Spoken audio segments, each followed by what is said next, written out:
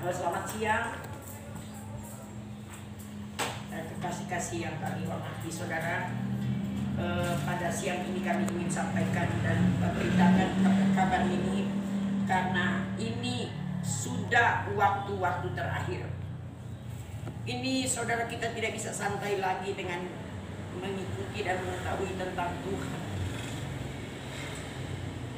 Saya merasa terbantu teman-teman saya tidak ada bersama kami. Setiap kali saya lihat WA ini, saya kasihan mereka saudara. Dan puji Tuhan kalau kita boleh bertemu lewat pemberitaan ini saudara. Kita mau menjemput panglima besar kita, pengantin surga, mau menjemput kekasih kita yang akan tiba. Apa yang dia minta? Yang Tuhan minta apa? Mari kita lihat Lukas 18 ayat yang ke-8. Aku berkata kepadamu, Yesus akan segera membenarkan mereka.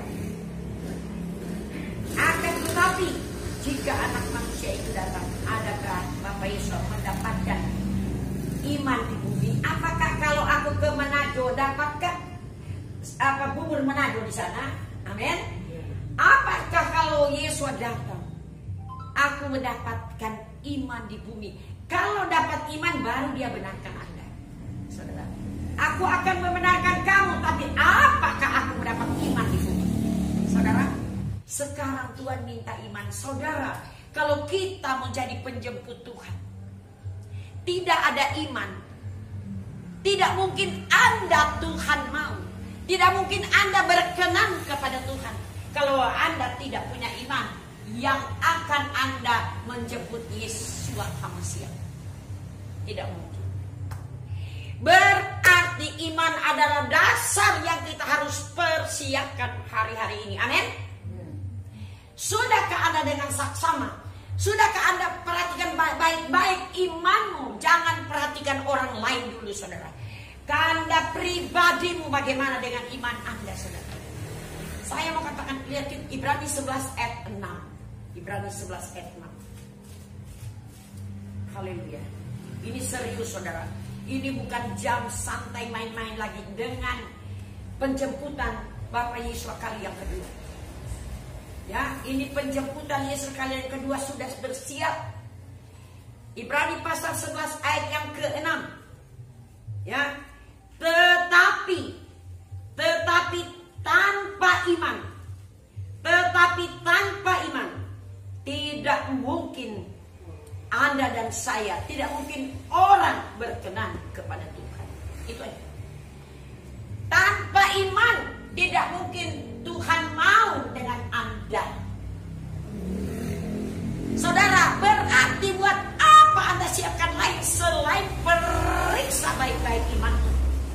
Apa itu iman? Apa kita harus perbuat untuk iman? Apa yang harus kita siapkan untuk iman kita tersusun untuk Tuhan? Iman kita menjadi baik dan sempurna untuk menghadapi Tuhan. Bukan iman sembarangan akan ketemu Tuhan. Bukan iman hanya menyembuhkan COVID, iman untuk menyembuhkan penyakit saja. Tapi bukan iman yang begitu saja. Iman yang betul-betul memindahkan bumi. Amin. Siapa sudah pindah dulu? Saudara, perhatikan. Iman itu tergantung dari kita. Saudara lihat baik-baik. Iman itu akan berjalan. Iman kalau Tuhan datang, dia harus berjalan. Iman tidak aktif. Iman mati tidak bisa. Iman harus aktif, produktif. Ya, iman harus bereaksi, iman harus bertumbuh, iman harus teguh, kuat. Kalau Tuhan datang, dipilih hanya iman yang begitu yang bisa. Saudara dan saya mau ingatkan, iman itu akan bertumbuh dan berjalan dengan apa saudara?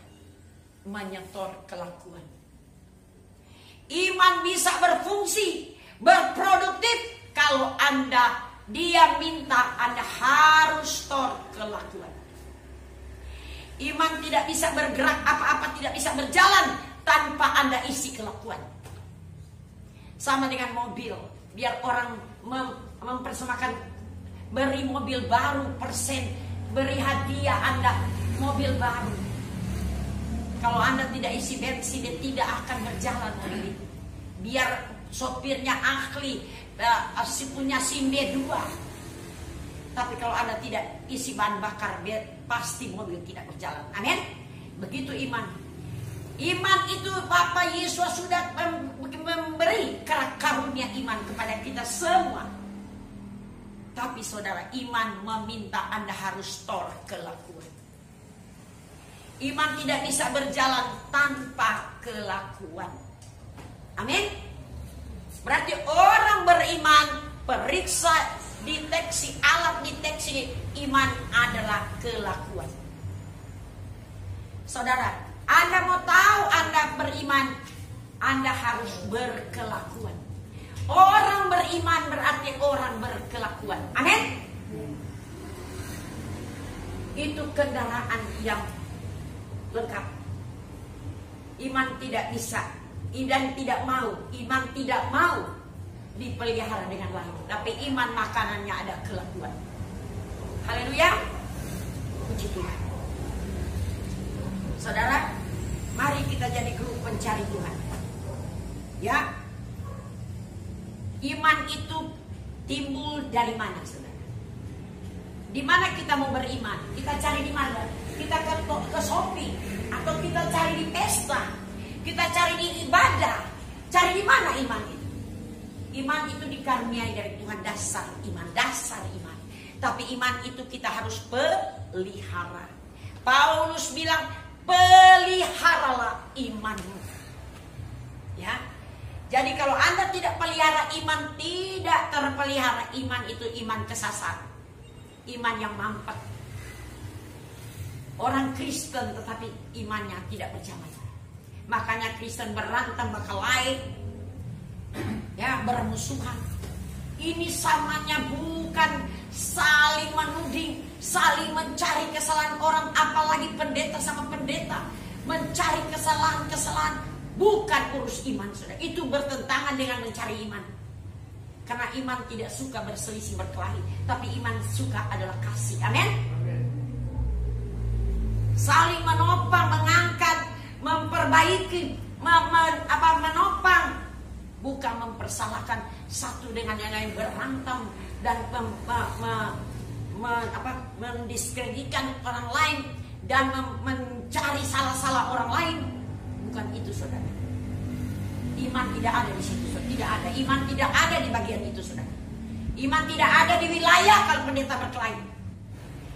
Saudara, melayani pekerjaan Tuhan untuk masuk surga, dia harus bertobat. Itu dua hal jalur yang beda. Ya, melayani pekerjaan Tuhan itu bagian, tapi untuk masuk surga harus bertobat. Tidak ada sign kontrak untuk surga. Satu kali ada teman saya panggil saya ke KKR, dan di situ saya pulang. Saya pulang, saya berubah. Saya tidak mau lagi berdusta, saya tidak mau. Sampai mama saya sampai bingung, heran. Kenapa anak ini jadi lain? Ya, saudara. Mama saya tidak dengar khotbah saya, saudara. Tapi mama saya lihat kelakuan saya. Ya, saudara, baru mama saya waktu saya pulang ke rumah, saya berubah. Kenapa bisa begitu? Apa yang salah saya? Tadi seperti dikatakan yang tadi, itu terserah pribadi. Saya masuk ibadat A, saya masuk di KKR. Ini pulang tidak berubah, ini berubah. Yang salah siapa? Saya. Yang salah siapa? Saya orang awam yang tidak tahu apa-apa. Kenapa saya pulang bisa berubah? Kenapa ini tidak berubah? Mari kita lihat ayatnya. Roma 10 ayat 17. Roma 10 ayat 17. Oke. Coba satu kasih baca Roma 10 ayat 17. Saya baca supaya semua juga mendengar. Roma pasal 10 ayat 17. Ini ada rahasia, saudara, ya. Roma semua ini penuh rahasia. Roma 10 ayat 17. Jadi iman timbul dari apa? Pendengaran. Dan pendengaran oleh firman Kristus. Kenapa di situ dikatakan pendengaran oleh firman Kristus, bukan iman Yesus, iman Tuhan, firman Tuhan, firman Yahweh. Kenapa firman Kristus? Iman hanya timbul dari pemberitaan firman Kristus. Apa itu Kristus? Baca di kamus Anda Kristus. Kristus, Yesus Kristus artinya Yesus yang diurapi. Nah, di sini firman Kristus, firman yang diurapi. Saudara, firman yang diurapi itu akan menimbulkan rasa percaya imanmu kepada Tuhan. Sehingga Anda bisa berani meninggalkan semua hal yang salah. Saudara, iman timbul dari pendengaran firman yang diurapi. Kalau dulu saya belum bertobat, saya suka bohong, memaki-maki, kata-kata, oh nah ini mulut ini, kalau mau menyanyi pujian rohani iya, tapi sebentar juga akan mau pakai mulut ini untuk segala macam hal, perkataan-perkataan yang menjijikkan hati Tuhan. Firman ada di Roma 10 ayat 8. Tetapi apakah katanya ini? Firman itu dekat kepadamu, yakni di dalam mulutmu dan di dalam hatimu. Itulah firman iman yang kami beritakan. Jadi hamba Tuhan mulutnya yang sudah berubah, dulu masih bohong-bohong, sekarang kata sia-sia pun tidak bisa. Apa hati yang dulu masih pendam segala menyimpan segala hal-hal yang busuk, yang kotor. Tapi hati setiap pagi, setiap hari kita harus bersihkan hati ini. Kalau saya tahu orang marah saya datang berdamai dengan dia. Saya tidak akan marah orang, kecuali mereka yang marah saya. Karena apa? Karena saya takut kepada Tuhan. Amin. Saya memelihara iman. Bukan orangnya yang saya takut, tapi karena saya memelihara iman, saya harus tunduk kepada firman. Saya harus mengakui siapapun dia. Haleluya.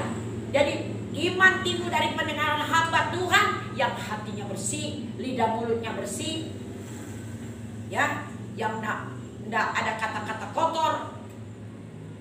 Bagaimana kalau hamba Tuhan mau memberitakan firman, tapi dia kata-kata yang saudara berkelahi, berselisih paham dan berselisih tajam, minta ampun. Jadi mari kita bertobat, saudara, karena ini kita semua kita saling menolong memelihara iman. Amin. Ya, jadi iman timbul jadi berarti kita harus banyak mendengarkan firman yang hamba Tuhan yang diurapi. Firman itu, saudara, firman itu, Tuhan itu, mengenai Tuhan, mengenai firman, kita harus cari tahu pakai hati, bukan pakai otak. Haleluya. Karena firman ada di mana? Di mulut dan di hati. Puji Tuhan, saudara. Jadi kita perlu saudara cari tahu. Jangan kita cuma biasa-biasa. Yang penting kita sudah ada agama, kita sudah ada komunitas, kita sudah taat beribadah. Saudara, sama sekali jangan Anda rasa kaya dengan casing-casing ini, saudara. Ya, di waktu Tuhan akan datang mencari iman kita sementara bertumbuh baik. Saudara, iman kita mau bertumbuh di mana? Iman kita tadi kita sudah mendengar, kita timbul iman. Tapi iman bertumbuh dari mana? Anda suka kita lihat di Injil Lukas 17, murid minta Tuhan, tambahkan imanku. Ya, Injil Lukas berkata, Tuhan, murid-murid minta tambahkanlah imanku. Saudara, Anda suka berdoa begitu enggak? Kasihan imanmu kalau Anda tidak dorong lewat doa. Selalu bilang, Tuhan tambahkan imanku. Amin. Tapi hati-hati kalau imanmu bertambah. Haleluya. Saudara, imanmu bertambah, dia harus pakai kendaraan. Apa sudah kita lihat? 2 Timotius 3. Ini konsekuensi iman bertambah.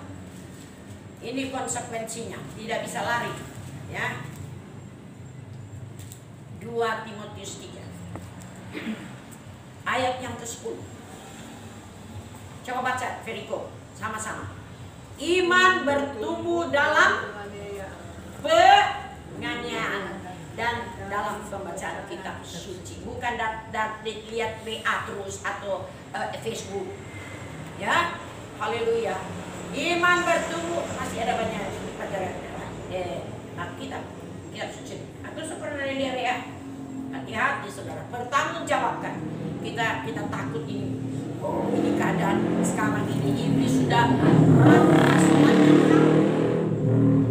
dulu kalau kita naik angkutan, saudara, kita waktu masih naik angkutan, Tuhan belum kirim mobil, itu ribut di angkutan, mau ke Bitung kemana, semua orang di samping kita, ini kita sampaikan kebenaran ini.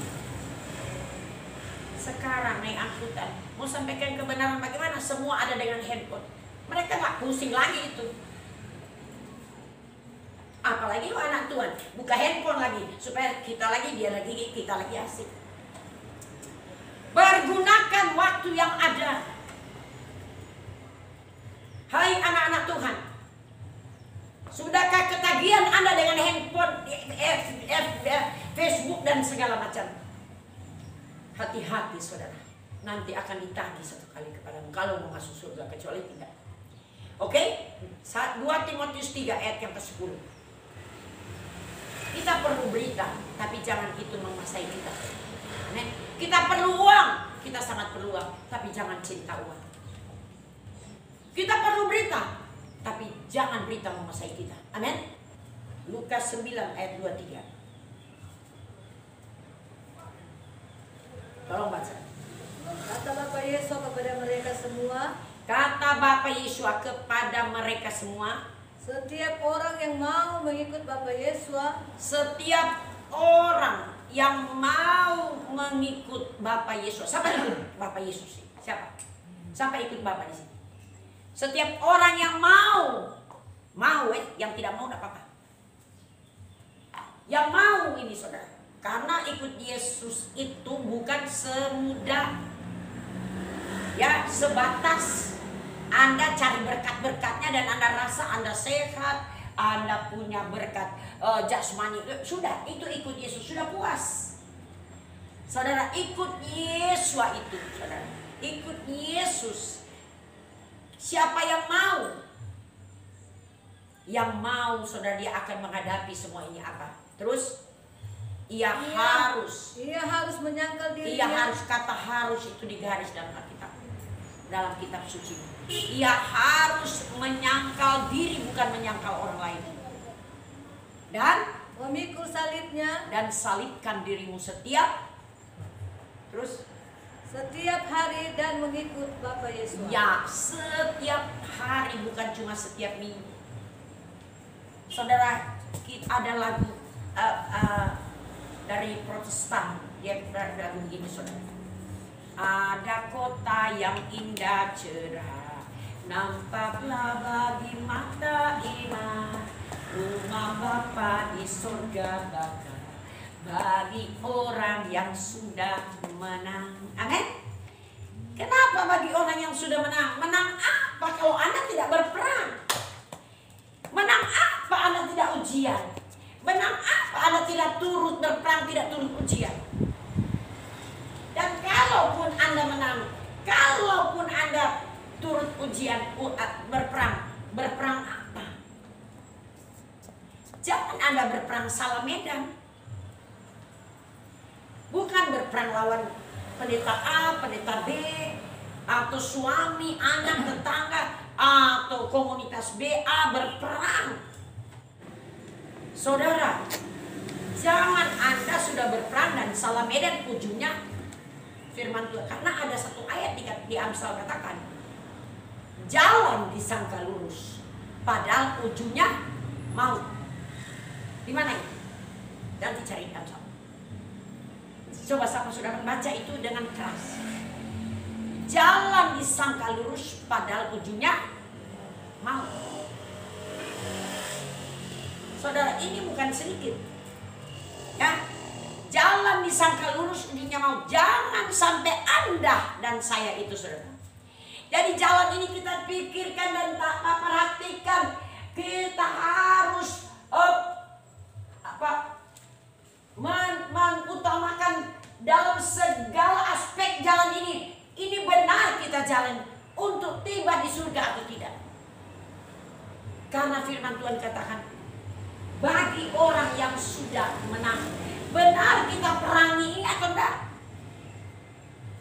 Jangan kita salah perang, salah medan. Misalnya, kita sudah bertanding suara, kita dapat piala.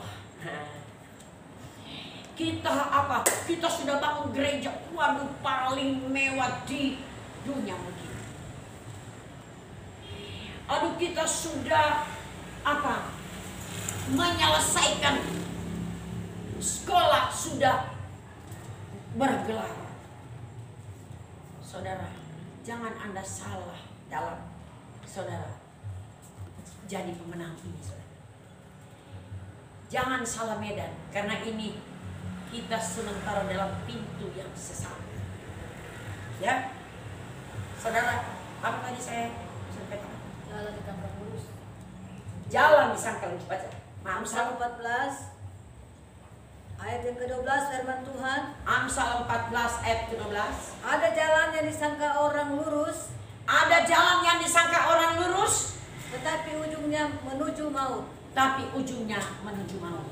Saudara, disangka-sangka lurus, lebih baik supaya tidak terlambat, cepat kita koreksi. Ini benar lurus atau tidak? Ini benar kita punya perang, kita berperang medan ini benar apa tidak? Haleluya. Jadi saudara, puji Tuhan. Tuhan berkati, jangan kita cuma iman 5 tambah 2 7. Bukan. Kita harus iman 5 tambah 2 5.000. Itu yang Tuhan tuntut. Ya. Kalau kita lihat ada satu cerita di mari kita terakhir kita lihat cerita di Markus pasal 11 ayat 13 ayat 12. Markus 11 ayat 12. Ya.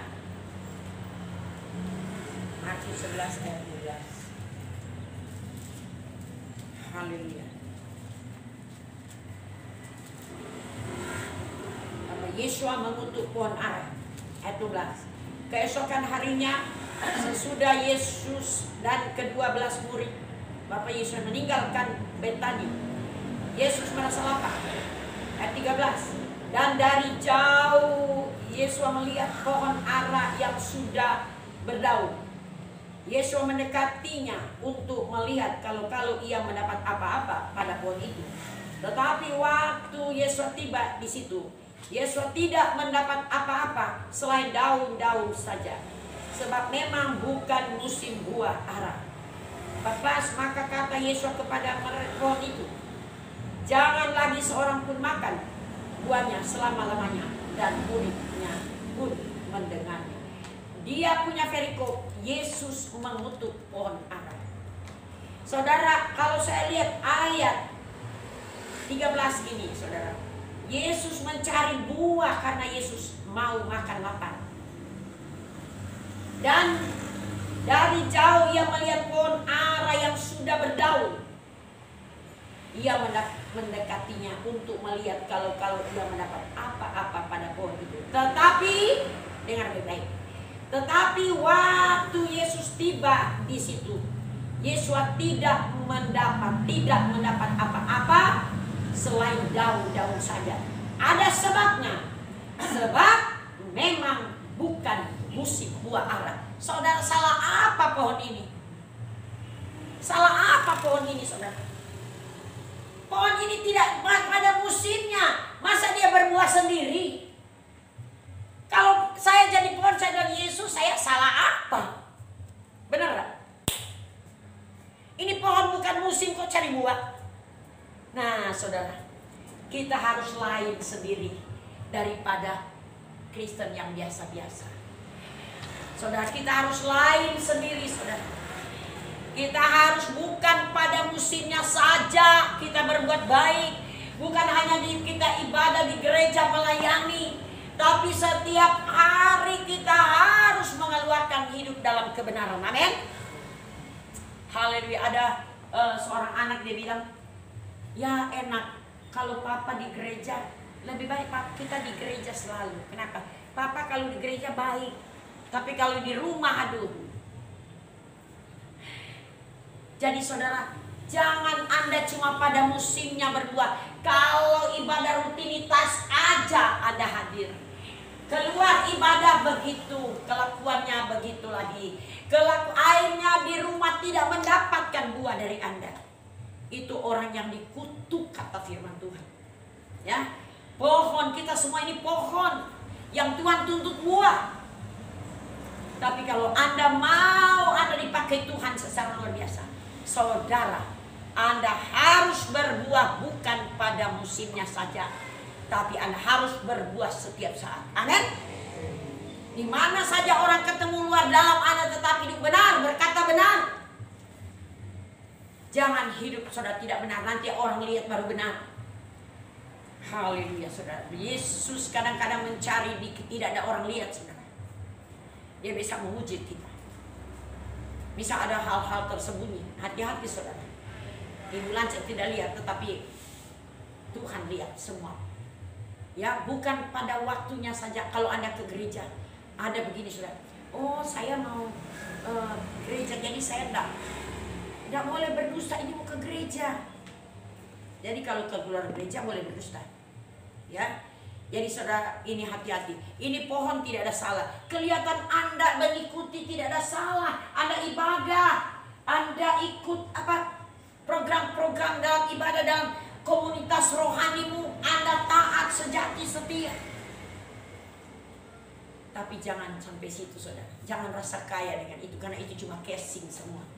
Tapi yang Bapak Yesus mau Anda menghasilkan buah kebenaran. Setiap saat orang boleh lihat kebenaran. Amin. Kesabaran. Kebenaran itu apa? Kesabaran. Amin. Haleluya. Anak Tuhan marah bukan seperti orang dunia.